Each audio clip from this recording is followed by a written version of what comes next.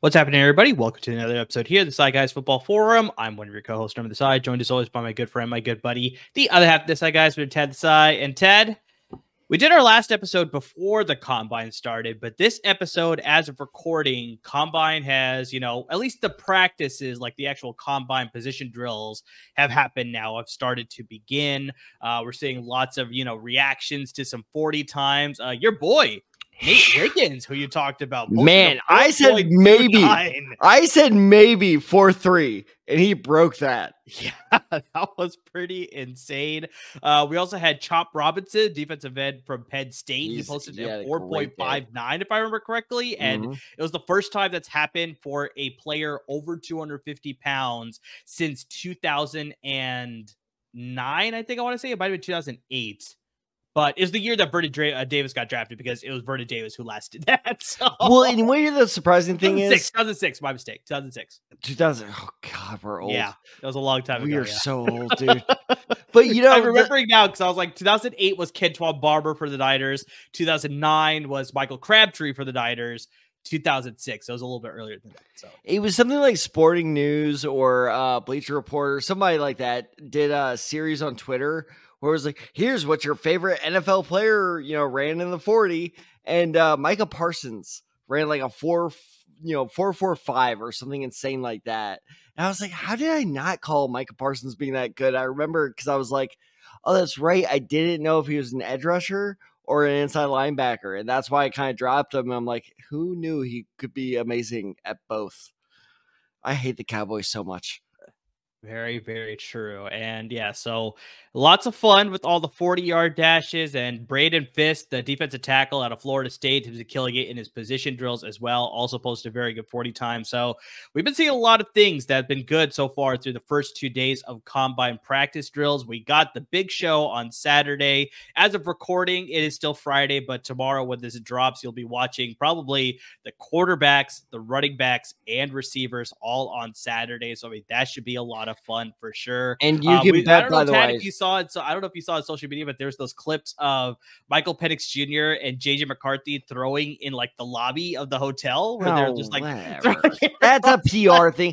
This is the same. I shouldn't say this. I'm gonna say it. This is the same thing as him meditating in the end zone before the games, where it's just like, it's okay. I'm sure there's some truth to it. I'm not gonna say like it's all fake, but at a certain point, it is kind of for PR. Little bit, but it was still kind of cool to see that they were just doing it just out the lobby, just not had to do it on the practice field or whatever. But yeah, so had lots of fun so far with some of these drills so far. I haven't dove into the actual footage just yet. I'm recording everything. I work, so I unfortunately can't watch it live. So that's why I kind of recorded both of you and me, buddy. So yeah, recording it, probably get into it a lot this weekend for sure. Oh, there's for sure a Decide Guys Combine reaction episode coming your way in about roughly like 3 or 4 days. I can guarantee that. Exactly. So yeah, that's sort of a teaser that we're not going to be doing any Combine stuff in today's episode, but yeah, we're going to be getting into some other topics for sure. But yes, 100% like Tad said, we'll get into some Combine stuff after it is all said and done, give you some of our favorites, just some reactions, everything and anything when it comes to the Combine. We'll give you that episode after it's all concluded. But Tad, before we get into today's topics, we definitely, we're talking about the 40-yard dash as far as that, but our good friends at Underdog Fantasy, you can actually make some bets on the 40-yard dash. I don't know if you saw this, but yeah, you can pick some of these guys. And they gave you a time. Damn it! I would have won that Nate Wiggins bet. You exactly could have. So yeah, you can place some over and under bets on all the 40-yard types. Well, okay, not all of them, but some of the more bigger name players, obviously. Exactly. So yeah, that was a lot of fun. You can also see, I don't know if you saw this as well, Tab, but at the very end, you could do MLB season bets. So it's like they had Freddie Freeman over under 92.5 RBIs. I feel like that's a given for sure. Ronald Acuna, I think it was like over under 40 stolen bases. So it's just like you got some season long bets as well, instead of going game to game, because yeah, Underdog Fantasy, they're catering to your needs. They want you to get into the action. I mean, it's really easy to get into the action. You make anywhere between 2 to 5 different prop picks, and the more picks you make, the more potential money you can win. And I mean, like we're sort of talking about here, you can bet on the 40-yard times. You can bet on the MLB entire season. Once the games actually start for MLB, you can bet on the games individually. You got the NBA action going on right now, NHL, MMA, college basketball, both the men's and the women's. I mean, you name it, You can bet on it. You just got to make anywhere, like I said, between 2 and 5 different picks across all sports, whatever you think you're more comfortable with. And yeah, as you make more picks, you make more money there. And Underdog wants you to get into the action, so they gave us a great promo code to share with you here. Just use our promo code DESAI, DESAI. Double up on your initial deposit of $10 or more, up to $500. So, I mean, theoretically, Tad, if you were to put in $500, Underdog will match that dollar for dollar to give you $1,000 worth of betting credit on their platform. Hold on. Time out. Hold on. 500 plus 500. Carry the 5. Divide by 2. They're going to give you $1,000. It's crazy, right? That's how great insane. This promo code is. It only works on your initial deposit. We should clarify that your first or initial deposit up to $500, minimum of $10. And yeah, they'll double it dollar for dollar for however much you can put in. Use that promo code DESAI, DESAI, to take advantage of that offer. So, I mean, yeah. With the combine still going on for a couple of days, you can still bet on those 40-yard times with all the quarterbacks, running backs, receivers. And if you want to, get into some fun with some of those old linemen doing their 40s as well. Because that's happening on Sunday. Over under, will we get, this is a good one. Underdog, I hope you're listening. Over under, will we get an over, I guess under? This is a little tough. Will a lineman run slower than a 5.5? Yeah, that might be on there. We will see. But yeah, so check in all the action. Get into the action with Underdog Fantasy because, yeah, it's a ton of fun to bet on the combine and anything else because they got you covered there. So, Tad, we're going to get into today's episode here. We got a lot of topics that we want to get to. So we're going to bring back an old segment of ours that we love nearly and dearly. And that is NFL Quick Hits. All right, so let's get into the first topic here, Tad. Unfortunately, we didn't get time to get to this a little bit sooner, but we definitely wanted to highlight it. The HBCU Legacy Bowl, that happened. I had to do my stretches first. You talk while I stretch. This happened about 2 weekends ago. It was the 3rd annual HBCU Legacy Bowl. We're getting a lot more attention for this. The broadcasters, we had Steve Weish as the play-by-play guy, Charles Davis and Bucky Brooks as the color commentator guy. So all African-American broadcast team there. It was a lot of fun. Yeah, they were saying that as we sort of getting more notoriety for the Legacy Bowl, we're getting better and better prospects from these HBCU schools. And so, yeah, we got a lot of great talent. Unfortunately, watching the game, it was a very defensive favorite game. I mean, just the quarterback play was not all that great. Actually, there's one quarterback that played really well, but there was something that happened that led to we're not talking about the Senior Bowl here. We're talking about the HBCU Bowl. I know. But yeah, the defense was really coming out to play there. So, I mean, they were really good. Yeah, the offense just you weren't able to get anything going too much there. But yeah, so the final score of this game, Tad, Team Gaither defeated Team Robinson. Final score was 10-6. It was a very like I said, game. We're not talking about the Senior Bowl. Why do you keep bringing that up? Just in case you don't know, the two teams are named after famous HBCU coaches. We got Jake Gaither. That's why we got Team Gaither. And Eddie Robinson is the team for Team Robinson there. So, fortunately, both of them have already passed away. So, that is in memoriam for both of those two coaches, obviously. Yeah, it was a great game. I think, just like I said, very defensive heavy. You did get some flashes from a few players there. Tad, I know you were pretty busy that weekend that the game happened, but did you get a chance to see it, see some highlights? I mean, what were your overall impressions of the game? That was a record and watch back for me. Yeah. Yeah, I'm not going to pretend like I watched it live. Obviously, we did not. Any bowl game, when it comes to draft, if we watch it live, we're doing a live stream. Trust us. True. No, you know, this, if I'm not mistaken, this is the 3rd straight year of the HBCU since it was established, and I like it because for this very reason is a lot of these guys are coming from smaller colleges, and to my knowledge so far, no one on this roster has been invited to the NFL Combine. I don't think so, if I remember correctly. I'd have to double check that one for sure. But yeah, unfortunately, it just, you know, just doesn't get that same translation into the NFL Combine and more national attention. But yeah, it's a great week. I mean, they got the whole practice week, just like the Senior Bowl. They also have their own specific combine as well. So they all go through the same combine that we're talking about here on the national level. They get their own individual combine as well to do the position drills as well. So it's a really good week, like you said, to bring attention to these HBCU schools here, some smaller schools that may not get as much attention during the season, that, yeah, you get a chance to showcase your skills here. Exactly that. Look, let's be realistic here. A lot of these guys are not going to get drafted, but a lot of these guys play themselves into position to be priority undrafted free agents, which, some people may be like, oh, well, like what's the, value in that? There's a lot of value in that. It just takes one play. I'm going to touch on this. He wasn't going to be my second guy. Should I lead off with him? Yeah, let's do it. Let's do it. So I'll lead off, and this is a perfect example of why these bowl games matter. Because I was asked by a friend of when he asked me, I kind of told him, I was like, no, I'm recording an episode tonight. I can't go out. And he was like, well, what are you talking about? I'm like, the HBCU Bowl. He was like, that's a thing. And then he asked me, why do you cover it? And this is why we cover it, is because I watch, and I'll admit I kind of fast forwarded. I did when you listen to podcasts and do like the speed and a half thing. Sure, yeah, I get that. Yeah, I basically did that for the second half.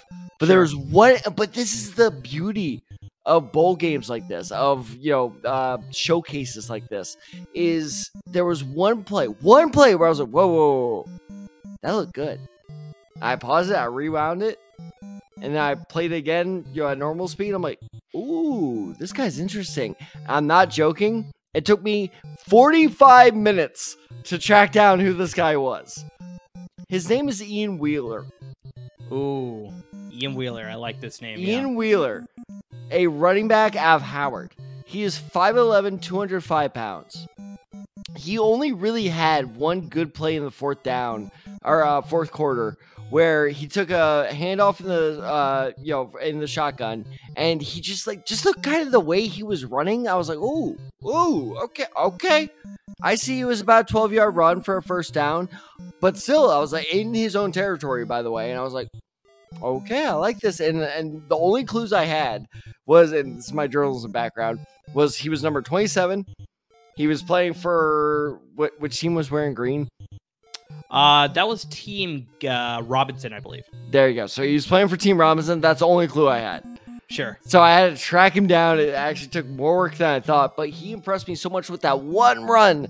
I was like, I need to watch more of this guy. And you know what ended up happening? Is I ended up looking up his college stats. I'll get into that a bit. I ended up looking him up on YouTube, and this is the unfortunate case with a lot of these guys, is just the common man looks him up, because people think like scouts just automatically be like, hey, send me this video, and all of a sudden they get that doesn't always happen. Scouts do the same thing a lot of us do, where they look him up on YouTube, and if they impress, great. If they don't, then they move on. It's not worth their time. Scouts are busy. So what's the first results when you look up Ian Wheeler Howard? Is a 60-yard run against Delaware State. I watched that one video. I'm like, I love this guy. Like, he's awesome. And it's just the way he is a natural runner. You can just tell the way he understands the game and the way to avoid tackles. He's just, and that's why I use that word, he's just natural. He has the it factor that you just can tell, and he reminds me a lot of Kareem Hunt, where it's just like, how did you not go down there? And I promise it's not just because they both wear the number 27. He just somehow is so elusive and everything, and this is the craziest thing. So then I looked up his stats, his college stats, right? His career, he has not reached 1,200 rushing yards. Not great. But a lot of these HBCU guys have underwhelming stats. Here's the funny thing I noticed, because everything else underwhelmed when it came to his stats, except for ever since he took the majority of the snaps for his team, he has never averaged less than 5 yards per carry.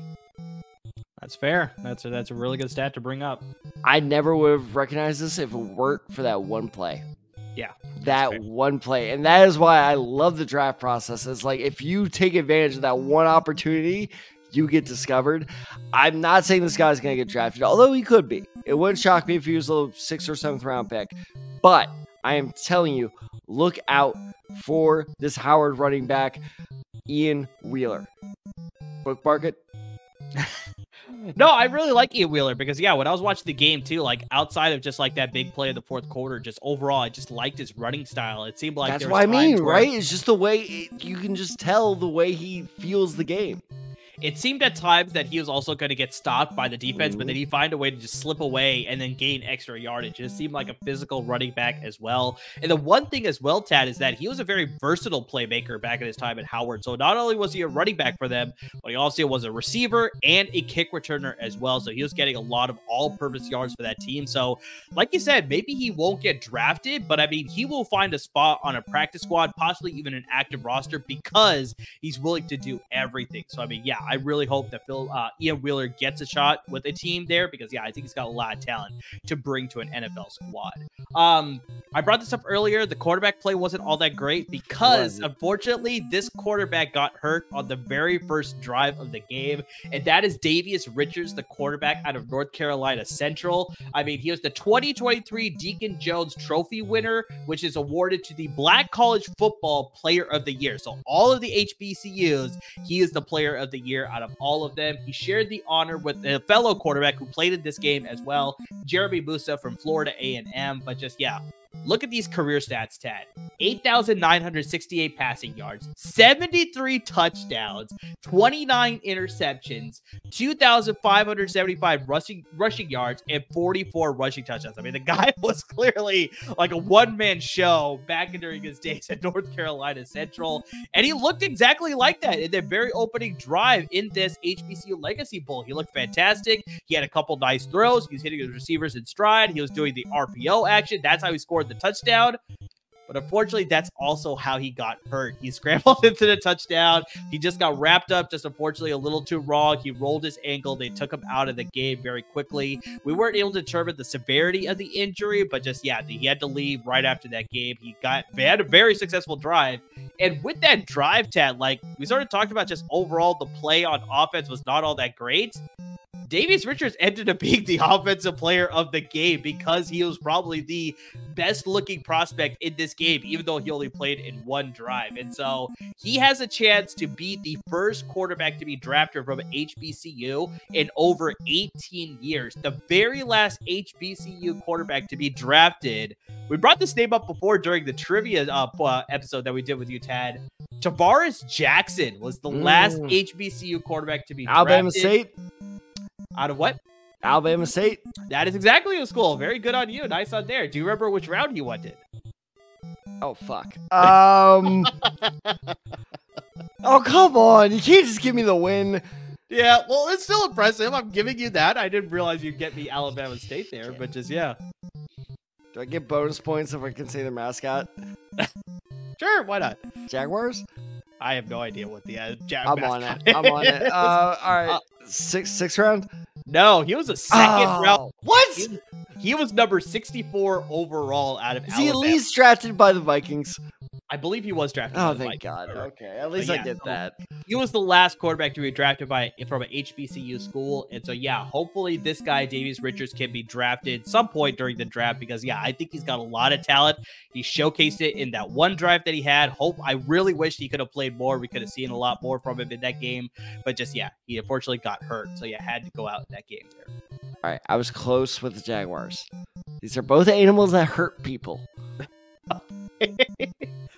Apparently, they are the Alabama State Hornets. However, you get bitten by a jaguar, you get stung by a hornet, they both hurt. Oh, 100%. The degrees of hurt are different, but that doesn't matter. I still think jaguars should count. I hate you. That's fair. Tad, the only other guy that I want to get into here is Zarion Hayes. He was the defensive player of the game as well. I mean, my Lord, did this guy look amazing in this game. Because at first, like I said, I attributed it more to, like, maybe the offensive line was not picking up their schemes as well. They just weren't picking up defensive linemen. So I was like, okay, I think this guy benefited from some guys missing some, blocking schemes or just, not picking up the defenders or anything. But then as the game went on, he just kept doing it and doing it over and over again. I was like, All right, no, this guy is just good. It's not the offensive line. Zarion Hayes is just that good. He recorded 4 sacks in the game, Tad. He also had a bunch of tackles for loss. And just, yeah, he was a one-man wrecking crew in that game. I mean, seriously, you heard his name so many times on the broadcast. He comes out of Alabama A&M. And just, yeah, I think he's just he showcased a lot of just pass rushing moves. So he wasn't just getting there with just a simple bull rush. He had an arm under move. He had a swipe move. He also had a spin move at one point too. So I mean, like, he's got that wide array of pass rushing moves, which is surprisingly, you don't find that as common with a lot of these pass rushers coming out of bigger schools as well. We brought this up so many times on the podcast, where it's just like, he's a one-trick pony. He needs to develop his arsenal. Zarion Hayes already has that. So now if he just continues that refinement, maybe bulks up a little bit, not too much, because that's where his speed sort of comes into play for him as to why he's able to get around the offensive lineman in this game here. So over the course of his 2-year career at Alabama A&M, he racked up 97 total tackles, 27.5 tackles for loss, and 7.5 sacks. So not the greatest numbers, but overall, he made it big at the time where it counted the most, where everybody was watching this game on NFL Network. So yeah, Zarion Hayes was just the other name that I want to bring up here. So Tad, any more names that you want to bring up for the game here? Well, real quick, let's talk about Hayes there. Sure. Because I'm so glad you brought that up, as his versatility of moves, because I noticed that as well. And, our viewers and listeners are going to get sick of me saying this over the next couple months, that is my biggest gripe on these, big school defensive linemen, where it's like, oh my God, this guy's, it's what I call Vernon Golston syndrome, where it's like, oh my God, this guy's amazing. Is he actually, or is he just stronger than everyone in college? Yeah, exactly. Because if he's actually good, great, and trust me, as a Colts fan who's drafted a fucking 1,000 pass rushers in the last 10 years, I am well aware of, this guy looks great, but he doesn't have any technique. It's all just like, I'm stronger than the other guy, so I'm just going to bull rush him and then I'll be fine. Well, guess what? That doesn't work in the NFL. When you're going up against guys who are the same or even heavier than you, and you're not used to it, and then all of a sudden you're just like, shit, maybe I should have learned the swim move. Yeah, maybe you should have. And I say this largely because I grew up as a Colts fan with Dwight Freeney. That is where Dwight Freeney made his living, was that deadly spin move. It was awesome. I love that thing. And because Dwight Freeney was undersized, he wasn't going to win via strength. And that is the same case with these guys. They are undersized, so you got to show me. Do you have the skill set? Do you have the technique to beat the other guy? And, with Hayes, he does, because I noticed him as well. And by the way, I noticed like every defensive lineman in this game, because, man, there were a lot of sacks in this game. There were quite a few. To put it lightly.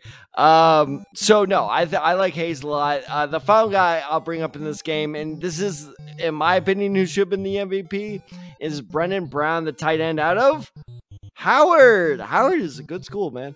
Hey, yeah. Go Bison. Go. Damn it! I was going to ask you what their mascot was at the end of this. Damn it! I honestly thought it was the Buffalo. Oh, yeah. No, it's the Bison. No, whatever. Same difference. But this is the crazy thing. So I'm not going to be like, I knew about him before I watched this. No, I never heard about this guy before I watched this game, but I watched him and he made 2 very impressive plays. One was a first down, I believe in the first quarter, where it was kind of sweep across the field, and he got the first down. I was like, okay, this guy's pretty good. And then one was in the fourth quarter, and I was like, okay, I love this guy. Where it was, I honest to God think it was the same play. When I watched it, I was trying to, determine it, but I couldn't end up. So I think it was the same play. Can't say whether or not it was, but he turned up field after a down catch at the 5-yard line. And he kind of turned up field, and then a defender, I hate when cornerbacks do this so much, went low for his legs, and he hurled it over him for the first down. It was the second first down of the game. Yep. It was awesome. And that was like, okay, yeah, he's my pick. I got him. So I decided to look him up. Bird, do you know how tall Brendan Brown is? I think it was 6'5", if I remember correctly. Brendan Brown is 6'6". 6'6", that's what it was. He is 6'6", 250. And he runs like Hunter Henry. That man is a monster. That man is he's not just a monster, but he is draftable. That's the biggest thing. Like, I saw him. I was like, that is athleticism I can work with if I'm a GM or if I'm a coach. Okay? Yeah, his blocking abilities need a little bit of work because, like I said, oh my Lord, there were so many sacks in this game. But his blocking abilities need work. But that man is a pure, talented, again, I usually hate using this word, but he is the very definition of it. He is a raw talent. He just has the it factor. Brendan Brown does. Now, here's the one concern with him, is I did look up his college stats as well, since I was on the Howard site already with Wheeler. Let's play your favorite game, over under. Okay. In 32 career games, does Brown have over or under 20 career receptions? Under. Yeah, I mean, I don't know why I do this to you. It's exactly 20 careers. Yeah, part of me wanted to say that because you haven't done that in a while, but I was like, you know what? No, I'm going to go with the under. But yeah. So he has 20 receptions and 6 touchdowns, and he got viable playing time for about 3 years there. So something's going on where he wasn't like the full-time starter. But again, the raw talent, if you pair that up with the right coaching staff, look out. And, you know, this is a very weird pick, but you know the team that kept popping up in my head? Because they have produced a lot of good tight ends the last couple of years when you really think about it. What if he goes to the Minnesota Vikings? It could happen. Irv Smith, TJ Hawkinson, they tend to make tight ends look pretty good. Especially, think about it, like big. Okay, basically, this is my comparison for Brendan Brown. He is the 6th or 7th round version of whatever freakish Iowa tight end is going to go in the first, 3 rounds. That's like, true. He's a freak athlete. We need to fix his game up a little bit, but once we do, this man's going to be a monster. Yeah, no, it's very fair. That's very fair. And yeah, I mean, there's a lot of other great prospects in this game as well. I mean, it was mainly defensive heavy, but yeah, those are just a few guys that we want to highlight for sure. All right, let's get to our next topic here.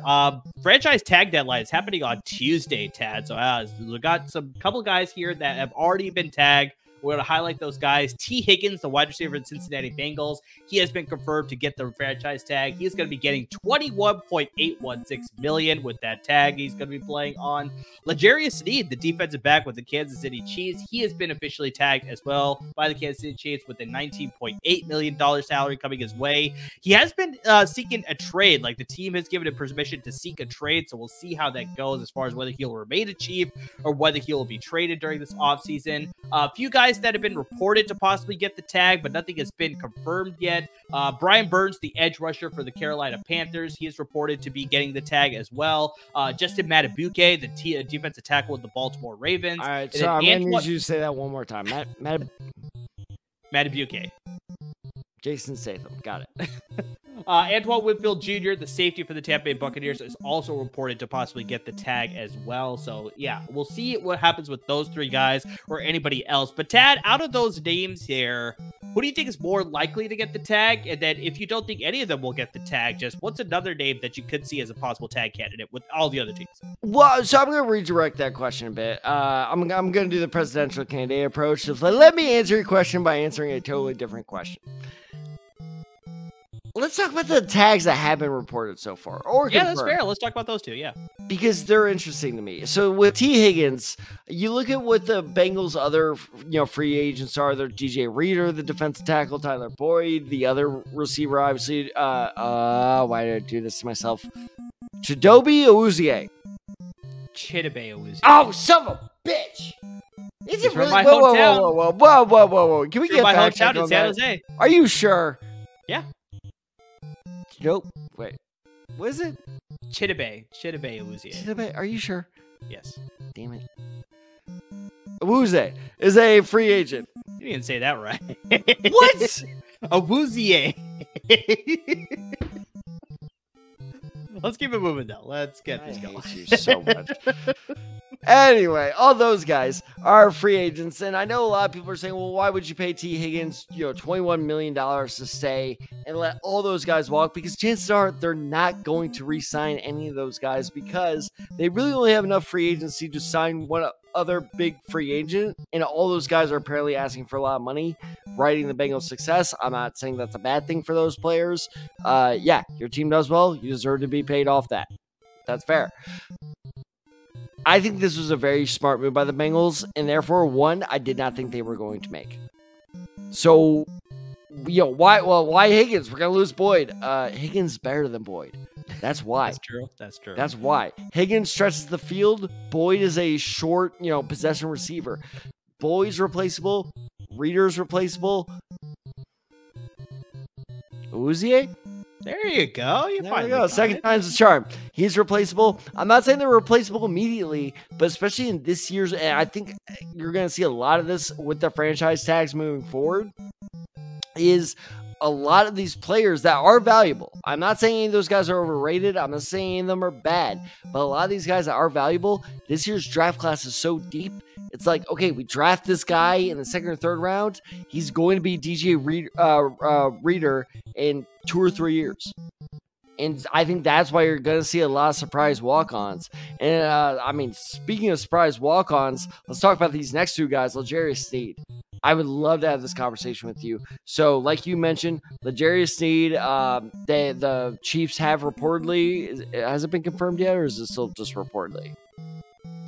Reportedly giving him the tag, or has it been confirmed? They have given him the tag. But okay, so they have given him the tag, and reportedly they've said, hey, we're giving you the tag. We'd love to work something out, but if it doesn't work out, you're more than welcome to find trade. Exactly. Why? Why? I think it's exactly like you laid out. I think it's exactly like you laid out. I think we have a deep quarterback class here, so I think they could probably replace him. I know he was probably the defensive MVP for you in that Super Bowl, let alone the entire season as well. But I mean, we talked about this on the podcast. That's like they did a very similar thing with one of their other premier quarters in Charvarius Ward. They let him walk in free agency, even though like probably they should have re-signed him. But yeah, they were able to find another guy here. They still have another great corner in Trent McDuffie as well that they can start. Obviously, need to switch to the outside instead of the slot there. So I mean, they could really play and develop a lot of these guys too, and especially like the roster, the cap magic. I know we say it's sort of a myth here. They're able to find a way to sort of get things done, but eventually it's going to come and haunt them a little bit. And so I'm wondering if they're sort of trying to get ahead of that instead of being a situation like, I don't know, the New Orleans Saints every single year where they're like, what, 30 million over the salary cap every single season? Like maybe they're trying to do that as well. So it's like, yeah, I can see why they're doing this, but yeah, it still does surprise me a little bit, but also not so surprising that it's like they're going in this direction. It's just so weird to me because you have it makes sense after, it vaguely reminds me of I always mispronounce his first name, shocker. Darrelle Revis. Darrelle Revis actually got it right. Okay, there we go. Revis Island. It reminds me a lot of like what happened between him and the Jets, where the Jets knew he was washed. Mm-hmm. And like that's why they let him walk. But that was also after they re-signed him for about 3 years. They got a good solid like 2 or 3 years out of him after his breakout season. And that's what confuses me is L'Jarius Sneed is only 27. And here's why they're doing this with Sneed is they want Chris Jones back. And they know they're going to have to pay Chris Jones. So they're prioritizing the 30-year-old defensive tackle. Before people yell at me, I know he's 29. He's turning 30 in the summer. I'm talking about next season. Is you're prioritizing 30-year-old defensive tackle over the 27-year-old shutdown corner. That's what doesn't make sense to me. You have 3 years of a shutdown corner with a also deep defensive tackle class compared to the 30-year-old defensive tackle who, I will admit, I'm not saying, before people yell at me for this, I am not saying that Chris Jones is about to have a bad year next year. I think Chris Jones has another 2 or 3 good years left in him. But that's the thing, is do you go for the defensive tackle that has another 2 or 3 good years, or do you go for the corner who potentially has another good 5 years left in him? So I think they are making the bad move here. I think that I honestly my prediction is L'Jarius Sneed is on another roster by the time the season starts next year. That very well could happen. So, yeah, I mean, it's surprising. But, yeah, once again, maybe they've done their homework and they feel a little bit better about the defensive back class compared to the defensive tackle class.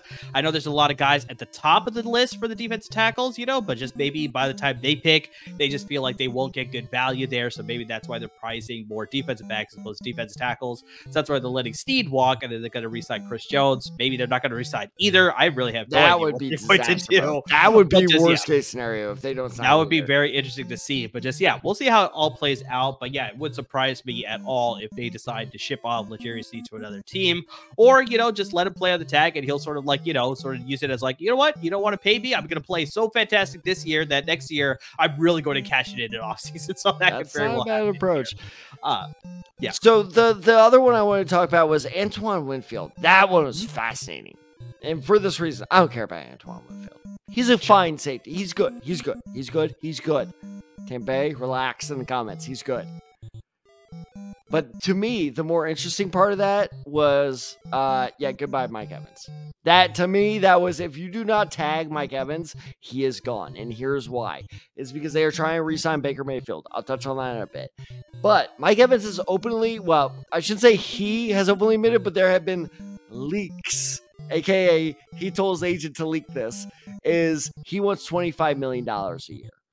And he is 100% deserving of that much money. That man is still one of the most productive old receivers I've seen since Larry Fitzgerald. And he absolutely deserves to go to a contender that can pay him that much. Well, I've seen a lot of rumors through that. Mike Evans is the Chiefs. No, he's not going to the Chiefs. Get out of here. Now, Mike Evans is the Bears. That's a more interesting conversation. One we'll probably have in a couple weeks. But for now, I think that them tagging Winfield means that the Evans and Tampa Bay marriage is over.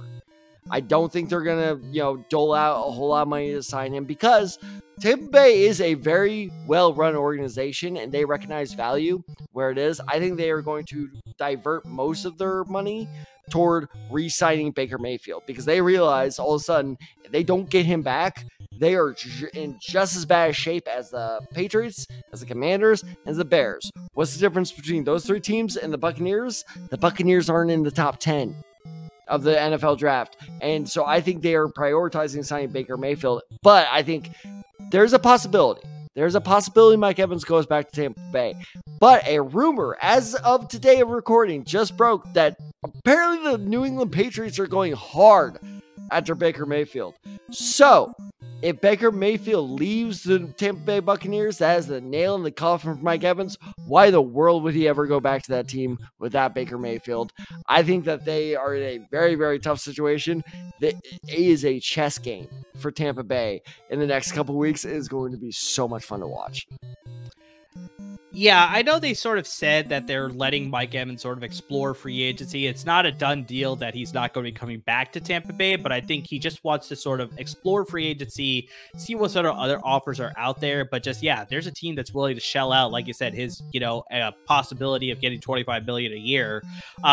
It wouldn't shock me at all if he was just like, I'm going to go somewhere else, maybe go play with another contender and see if I can really make a deep run in the playoffs, possibly win another Super Bowl, just like he did during the Tom Brady era. So, it's going to be surprising, but I think just if they decide to tag Antoine Winfield, then it's a very good chance that Mike Evans is not going to be coming back. And chances of Baker Mayfield coming back too could be very slim as well if there's a lot of teams that are trying to go after him. So very interesting to see. Just a few other notes that I want to bring up here when it comes to the franchise tag here, Tad. Lots of running backs are not going to be tagged this year. So you got Josh Jacobs, Saquon Barkley, Derrick Henry, Austin Eckler, and Tony Pollard have all been confirmed by their respective teams that they will not be tagged. So they will all be hitting free agency. So I'm very curious to see how this whole running back situation is going to work out this year. Like we talked about, I think out of the position groups in this year's draft class, running back may be one of the ones that's like, I wouldn't say it's weak, but it's also not so strong compared to other it's not so strong, but it's not bad. It's a lot more of a mixed bag. It's a lot more of a mixed bag. As the kids would say, it's very mid. And that's a crazy thing. Is it? You know what it reminds me a lot of? Speaking of, one of the guys who, by the way, is a free agent in this year's class. It's a bunch of DeAndre Swifts, where it's like no one's gonna make a long-term big impact, but someone is gonna make a big time, like 1 year impact with one of these teams. Because what also goes along with all of this, of like the fact that there's so many running backs out there, there's all of a sudden we go from no one needing running backs to half the league needs running backs now. It's going to be insane.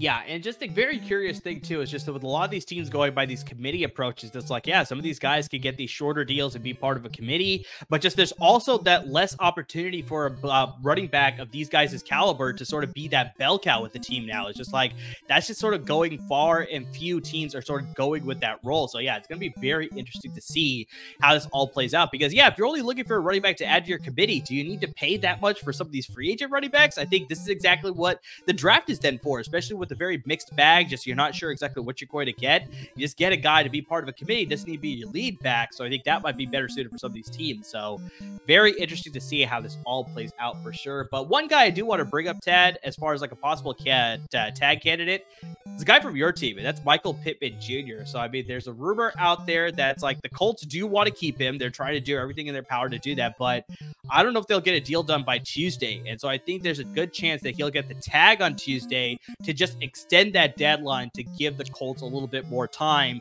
to work on that long-term deal. Because, I mean, Tad, me and you both saw this last year. When Anthony Richardson was playing and he was healthy, his chemistry with Michael Pittman Jr. was fantastic. Like, you saw that he was going his way a lot of the time. Michael Pittman Jr. obviously was looking as great as he was. He put up career numbers in both receptions as well as receiving yards. He had 1,152 receiving yards, 4 touchdowns, and 109 receptions last season. I know a lot of that was with Gardner Minshew, but I mean, during those times, like I said, when Anthony Richardson was under center, this rapport was already there. So do you definitely want to help your young quarterback develop further?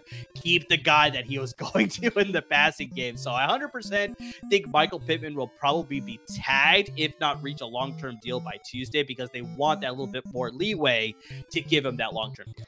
No, 100%. And, you know, my disaster scenario, yeah, I almost said this time, but about a month from now, this time last year was, dear God, we just drafted Anthony Richardson. Michael Pittman's stats are going to tank. He's not going to want anything to do with us. We just screwed our entire offense. And lo and behold, now I'm a big Anthony Richardson believer if he can stay healthy. That man has proved me wrong. I have no shame in saying that. And Michael Pittman, from all reports I've read, have been it has been a very cordial you know, kind of negotiation of exactly like what you said, which is like, it's kind of like oh god, this happened last offseason with someone. I know this was the last offseason, dear God, but shut up. 2 years ago it was with Dak Prescott, where it was like, you know what, just franchise tag me just so we can extend it and we can just keep all this free agency bullshit out of the news, and then, like, you know, come August we'll agree to something. That's what this seems like. It's a very cordial, mutual thing of like, I want to be back, you want me back, franchise tag me, then we'll figure something out. And that was absolute best case scenario, and so I'm very happy. I would be shocked if Michael Pittman left the Colts, and very depressed. Yeah, I don't think that's going to happen. I think he's probably going to figure out something there to work a long-term deal with the Colts. But yeah, in the short term, I do think they'll probably give him the tag by Tuesday for sure, to make sure they can work on that deal for sure. So, all right, so that's a little bit about the franchise tag update as far as what's going on here. We'll probably get a lot more news as the weekend comes to a close. We get closer to that deadline on Tuesday as far as some other guys that may get tagged. But Tad, let's sort of close this out because we're about a couple weeks away from free agency. And, you know, obviously, as of right now, we're the draft guys, but I mean, during the season, we're, of course, the fantasy guys. So I definitely want to get your pick as far as who's a really good free agent fantasy fit. Like, I mean, who's a guy that you think if he signs in free agency with a team that he'll just be an absolute fantasy find for your fantasy football team next season? Fantasy? Just because we're in draft season doesn't mean you have to give up. No. We said once the season was done, we were done with fans. Do not pull me back in this lake. You are not doing a deep blue sea. What is it, deep blue sea, where Samuel L. Jackson gets pulled back in the water? Don't you dive out of that water. You're pulling me back in. Yes. I refuse. We got to do it. I refuse. All right, then I'll give my pick here. No, fuck you. No, I'm giving my pick. Fine. Okay, compromise. All right, you ready?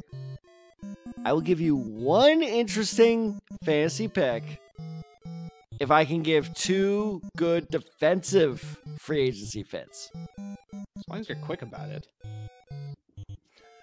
Okay. Are you requesting movie speed, Tad? I have yet to see movie speed, Tad, but yes. Movie fight speed, Tad. I forgot to leave out that word. All right. Anyway. All right. You want the fantasy one first or the defensive ones first? Let's do the fantasy one because that was the whole point of this topic here.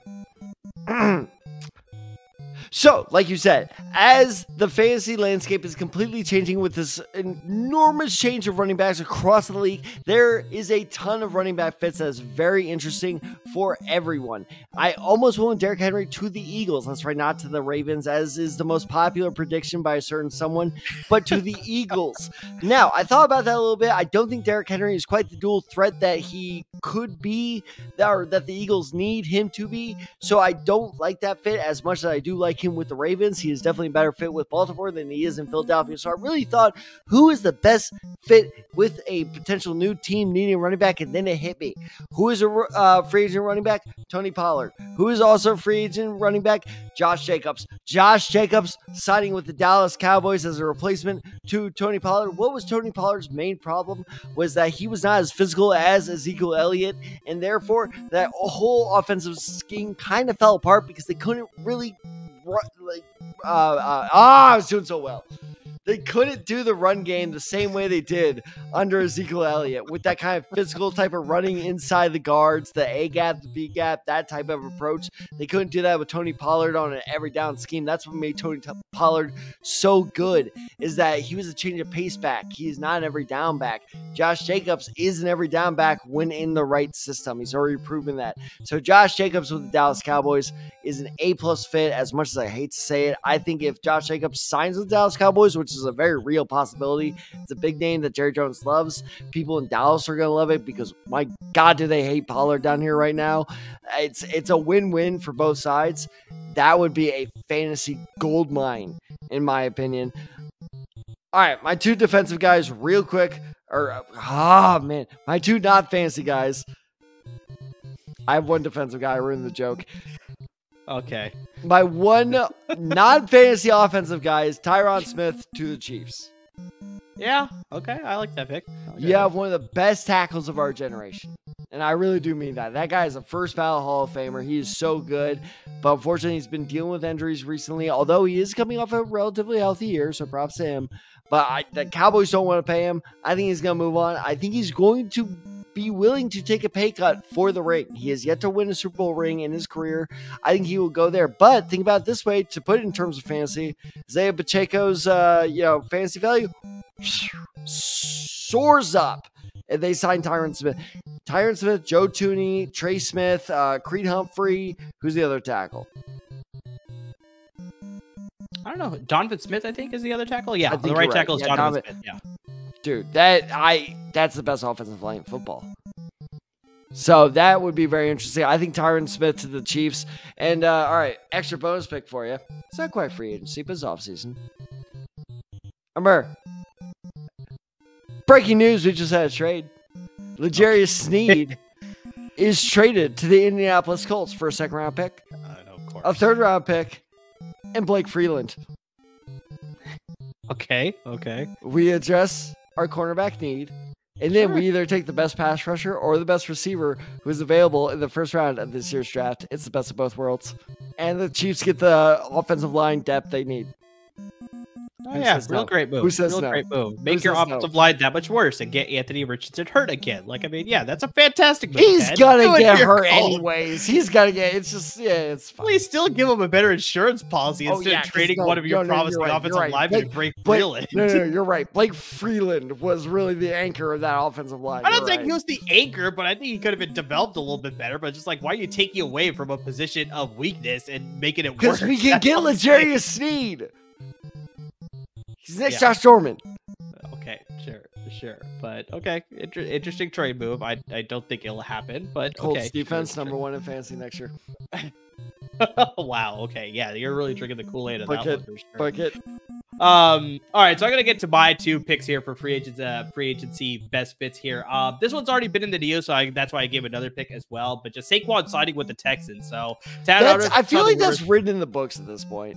I don't know if you saw the rumors out there, but apparently Saquon Barkley has been in talks with CJ Stroud about possibly linking up in Houston to pair up there.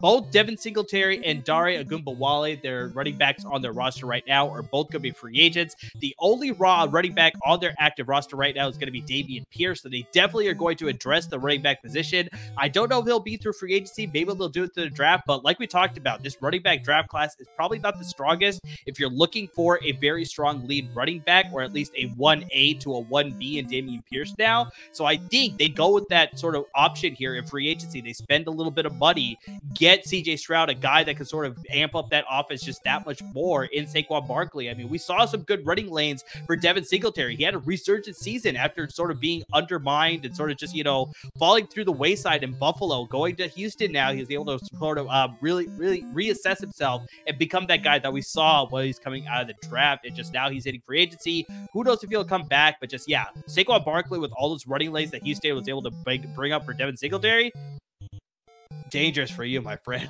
I know you're talking about this is going to carry Sneed as a pass corner, but good luck stopping him in the run defense. That does happen there, but just, that would be a very good addition. And then obviously, like we talked about, then they can address the receivers. I know they want to add to that receiver room. That's where they go in the draft. I brought this up on the podcast before, but they're picking up at the end of the first or the end of the second. They can end up with guys like, Troy Franklin out of Oregon, Keon Coleman out of Florida State, Adonai Mitchell out of Texas, Malachi Corley, who you brought up on our last episode, out of Western Kentucky. He will look great in that offense. And then also, I think that second tight end in this year's draft class, Jatavion Sanders, stays in Texas, and he goes to Houston. I mean, that would be a great fit because Dalton Schultz is a free agent, so they need a bit of a help there at the tight end position as well. So that would be a great addition. But I think they go address the receiver position in the draft, and they sign a guy through free agency at the running back position. So Saquon Barkley with Texas, that would be a fantastic fit. Excellent fantasy find for 2024. And then the last one here is a little bit more underrated. I don't think he's going to be such a big name,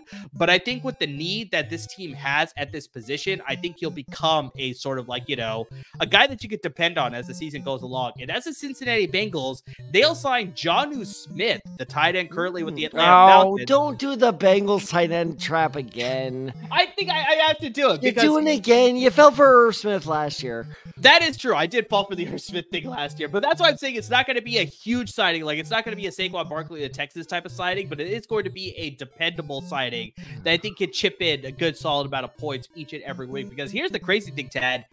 Every single tight end on the Cincinnati Bengals active roster is a free agent. So, dear God. Irv Smith, Drew Sample, Mitchell Wilcox, and Tanner Hudson are all free agents this year. So I don't know whether those guys are going to come back. Maybe a couple of those guys come back. But you even want them back?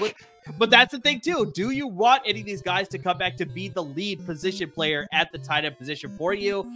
I don't know if I would. I think I want to go in a different direction. The free agent class for the tight end position is not all that great. You got some big names at the top, like maybe a Hunter Henry, Mike Gesicki. You got Jonnu Smith here. But outside of that, you're going to be sort of grasping at straws. Maybe you want to address the draft, but that's a little bit questionable, too. I was about to say, this is a bad year to need a tight end. That is the so I would argue that is the weakest position group of this year. There's not a tight end this year that I'm really in love with.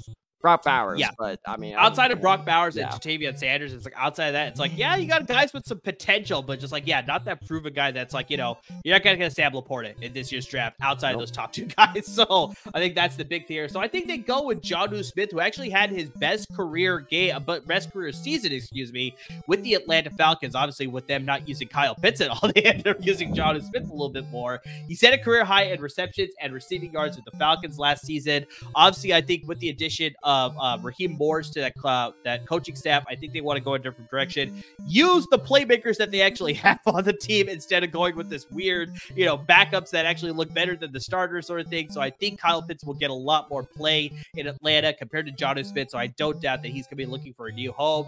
You look at Cincinnati, you look at the hole that they have. I think he could be a dependable option for them. And also remember, Jonnu Smith's also a very good blocker as well. So you also have to look into the fact that Joe Mixon's fantasy stock could see a little bit of a rise as well, being the running back for the Cincinnati Bengals. So Jonnu Smith could be one of those underrated signings that actually could be very beneficial when it comes to fantasy football next season. He's 50. He's actually 28. He's actually 28. What? No, get out of here. You're talking about Jonnu Smith, right? Yeah. Yeah, he is 28. Oh, my good God. could be 29, like as the season begins. But yeah, no, I looked that one up. I looked that up. Still, he's 50. Plus, you also throw to the fact that Tyler Boyd is going to be leaving a free agency. Most likely to see Higgins at the receiver position. So it's like, yeah, they need a little bit of receiving threat as well. So another boost there for Jonnu Smith. So, yeah, I think those are some good fits there. Mike Evans in Indianapolis. Could happen. I highly doubt it, but maybe it could happen. But all right, Tad, so that will close out some of the topics that we want to get in today. And that was our edition of NFL Quick Hits. All right, so that will come close to our episode here today. We had a lot of fun jumping into a lot of different topics here, covering a lot of different things. As we started talking about at the beginning of the episode, with the Combine going to be over at the end of this weekend, we'll come back to you at the beginning of next week with a Combine recap, give you our thoughts and our reactions to everything that happened over the weekend. What are our thoughts as far as who helped their stock, who hurt their stock, who's going to need a very impressive pro day to really just shoot themselves up even further if they had a very impressive Combine, or who had a bad Combine and who really needs to have a good pro day to really just sort of cement themselves as being a very viable draft prospect. But guys, the best way you can find out about when that episode is happening and other stuff that you want us to talk about in the episode, hit us up on our social media handles. You got us on Twitter. You got me at @TheSide23. You got Tad at TadSide94. Got the show handle at The Decide Guys. And of course on Instagram at The Decide Guys as well. So guys, please hit us up. We'd love to hear your reactions about what are you thinking about when you're watching the Combine. Who do you think, is really going to help their stock after, Saturday? Like I said, as of recording, it is Friday, but who's going to have a really good Saturday performance with those big positions, the quarterbacks, the running backs, and the receivers? So who's going to really showcase their skills during that day? So we'd love your instant reactions as you're watching the Combine. But to anything else that's draft related, non-draft related, fantasy football, non-football related too, like we'll give you some answers to other stuff as well. We got baseball season coming around the corner. Me and Tad are very big on baseball as well. And of course, the NBA playoffs are right around the corner as well. So guys, hit us up with anything. We'd love to hear from you. If you're listening to the podcast, please subscribe. So wherever you listen to your podcast, hit the subscribe button. And if you're watching us on YouTube, please subscribe to our YouTube channel as well. And guys, please make sure you're supporting our parent network at LAFB Network. They're giving you a lot of great content when it comes to the Chargers and the Rams at the professional level and the Bruins and the Trojans at the college level. They're giving you a lot of great content with the draft around the corner. They're talking about Combine guys. They're talking about, with the Chargers picking at number 5, Jim Harbaugh. There's a lot of interesting stuff there. Obviously, we got the UCLA Bruins with the new head coach and Eric Bieniemy going from Washington Commanders to now the UCLA Bruins as their offensive coordinator. So lots of great content coming from our guys at LAFB Network. So go give them a follow. Go give them a read on the website. Just support them any way they can, because without them, there would be no us. And guys, to everybody who's already supporting us with, interactions on social media, who's listening to the podcast, who's watching the videos, just anything and everything that you're doing to support the podcast, we can't thank you enough. And like Merz said, we are here for you guys. If you are not sure what to do, we're a bunch of nerds. So we break down the information for you. I was just like you guys once, where it was just like a 3-cone drill. What the hell is that? Exactly. It was like a 3-7-2, 3-cone. Is that good or bad? I don't know. Apparently my team likes this guy. Should I be happy or no? Yeah.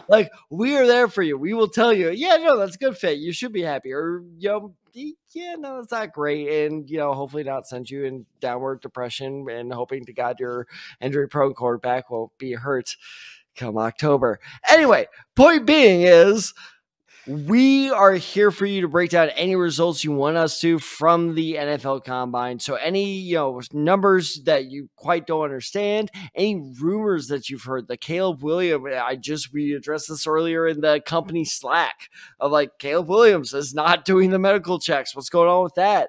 I have 2 awesome theories for that. I was hoping we could touch on tonight, but it makes sense why we couldn't. But if you want to hear our opinions on stuff like that, we're all ears, even when the show's not going on. We are checking social media and YouTube comments constantly. So be sure to interact with us. There's nothing we love more than interact with our fans, because like Merz said, without you guys, there's no us. So keep interacting with us, especially, and shout out to Jason Davis, by the way, who texted me at 10:30 at night, being like, who's a good sleeper for this year's draft? I'm like, really? We're doing this now? And by the way, I did say Malachi Corley. I was like, I don't care who he goes to. That guy's going to be good. But I responded to him about 11:30 at night. So clearly we are constantly checking all of our channels because we care about you guys. We want you guys to have the best info. So send us any ideas you have for the offseason, for the draft moving forward. Thank you so much for listening. Thank you so much for watching. And please, as always, everyone, stay safe.